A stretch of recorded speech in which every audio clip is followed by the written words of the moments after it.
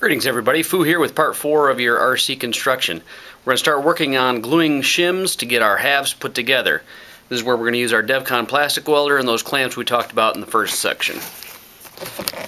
Alright, camera lined up here.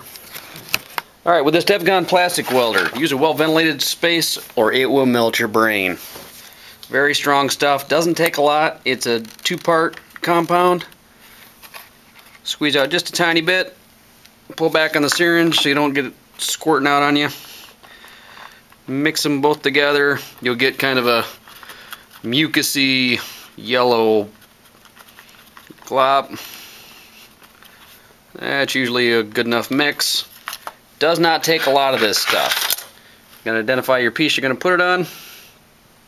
Real thin layer. You want it to be ½ inch to 3/4 of an inch wide. Doesn't need to be thick. Just need to make sure you've got good coverage. Now this stuff will dry, kind of a creamy white, but you're going to be putting Bondo over it and painting it anyway, so don't worry about the nasty yellow color.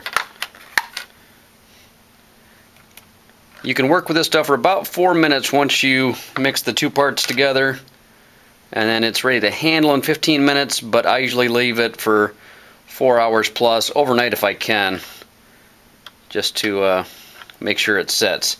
One of the reasons I use this is it's got 3,500 pounds of foot pressure, foot-pounds per square inch, so it is a very, very strong bond. Alright, once you've got your surface coated, you're going to cut a shim out of the extra ABS or hips that you've been given. Usually about 1.5 inches wide will do it. Since it's a thicker plastic and you're going to have to bend it a bit, we will be heating it up later, but for this first part you're just going to cut your shim, make sure it fits within first, set it into your glue, and then you want to make sure that about half of it is on the glue side, and start applying your squeeze clamps.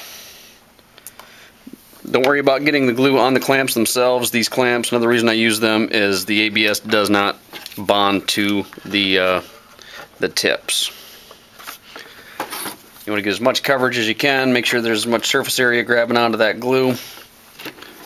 So it may seem like overkill, but use as many clamps as you can physically put on there.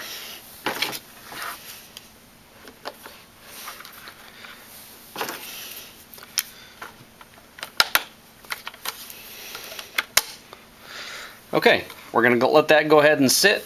You can do both sides of a half at the same time, and that's what I'll do here when I stop the video. I'm going to go ahead and shim this other side up and get that rolling. Like I say, you don't want to waste any of this glue. It's expensive and it doesn't take much. So you're going to shim each side and then let that sit. The next part of this is where you're going to use a heat gun or a hair dryer, and you're going to focus on just that shim part. You're going to move it back and forth, especially if you're using a heat gun. Keep it on low. Be patient with it because you don't want to melt it. Hips will melt really quickly. ABS has got a higher melt point, but you want it to get a little soft and have your next piece ready, the other half of that arm or leg or whatever you're working with. And then once you've got it heated up and you get a little flexibility out of it, have somebody glue your side if you have another person, or get your glue ready, heat it up, and then you're going to put your halves together. And I'll show you a different technique in 4B, or we'll call it 5, that's going to show how you get the second half on. But this is the first part of gluing your halves together, is shimming out each side. In part 5 we'll focus on getting the other half together.